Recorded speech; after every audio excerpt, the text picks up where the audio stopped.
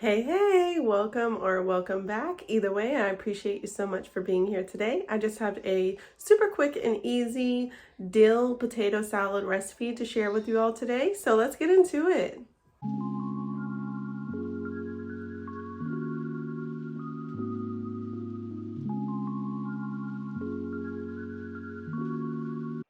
So for this specific potato salad recipe, you'll need mustard, pickles, mayo, bacon, potatoes, salt, pepper, dill, and that is it. So we are just starting with washing, peeling, and then slicing our potatoes in about 1/4 inch slices.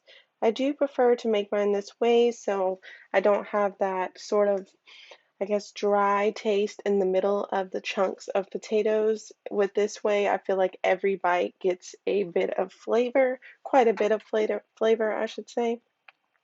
And then once we get those cut up, we will have a pot of cold water on the stove. Just put those right into that cold water. You do want to make sure your water is cold.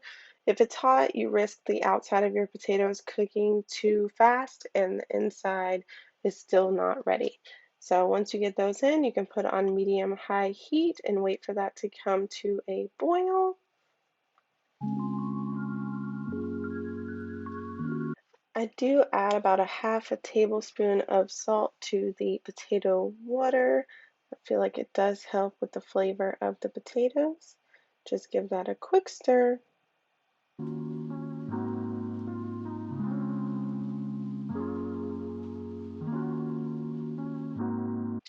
While we wait for those potatoes to come to a boil, we can just cook up our turkey bacon in a skillet of your choice. I do prefer to use my cast iron for a lot of things. It's nice to have one pot skillet, however, that I can use for a lot of um, different things. Once those potatoes do come to a boil, you can lower the heat to about a medium and then just allow those to cook until those are fork tender. The bacon, we want to cook that for about 2 to 3 minutes on each side until it's crisp to your liking.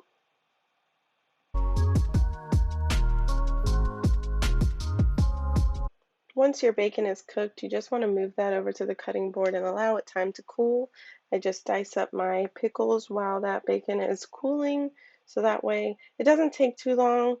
And then by the time I'm done dicing up these pickles, my bacon will be ready to be cut up. All the while, my potatoes are still cooking on the stove, so we're keeping busy while those are cooking and we're not staring at a pot of water waiting on it to boil. So that is always nice. I just set these in a container on the side so that way I can move my cutting board off to be cleaned.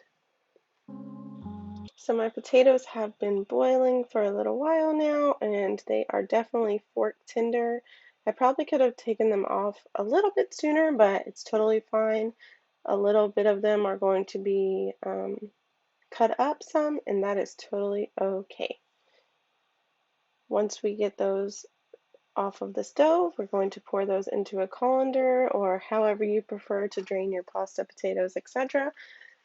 And then put those into a bowl. We want to cover that up with some clear wrap and then, or a lid, however your bowl is, and then put that in the fridge for about an hour so those potatoes can cool before we add the rest of the ingredients.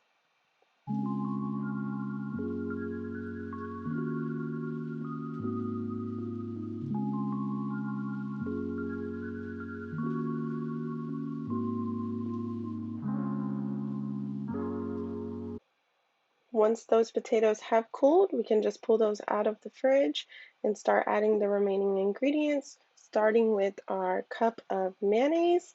I did use a 1/2 cup here, so I'm filling it up twice to reach my cup of mayonnaise for the recipe.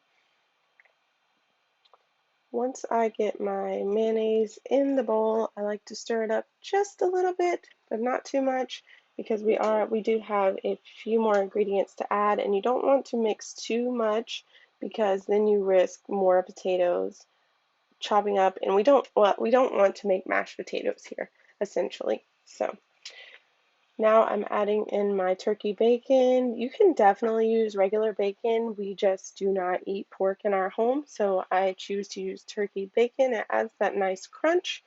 My pickles, you might want to drain the juice out of those if there's juice in the bowl, which is what I'm doing here, is getting a little spoon so I can get those out of the bowl without getting that extra pickle juice. This definitely has enough dill flavoring to it that you probably don't want the added juice. So just keep that in mind when putting the pickles into the mixture. Then next we just want to add our mustard. I will have the exact ingredient or the exact measurements in the blog post for you to see, but the mustard, it gives it a little bit of a twang, but also it adds that nice coloring to the potato salad. And here we're just adding the remaining salt and pepper. My measurements in the recipe are definitely perfect. Well, they're fine. If you want to add more, that's totally fine. I would rather tell you to add a little bit less and if need more than the opposite, because once you put too much salt, it's hard to recover from that.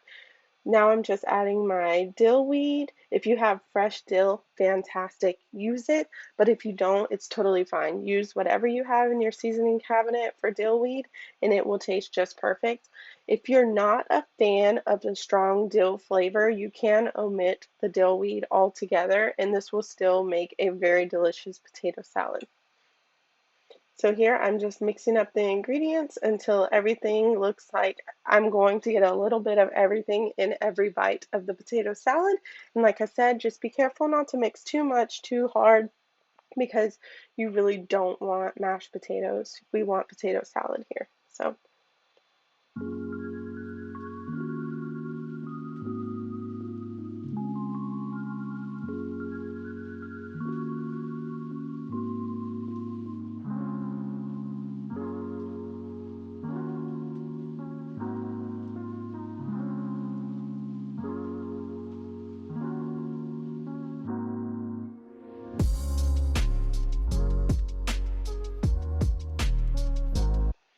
So we do have just one more ingredient once you get it mixed up here, and that, of course, a staple in every home is going to be raisins. I'm just kidding. Totally don't put the raisins. That's a joke. I do not put raisins in my potato salad.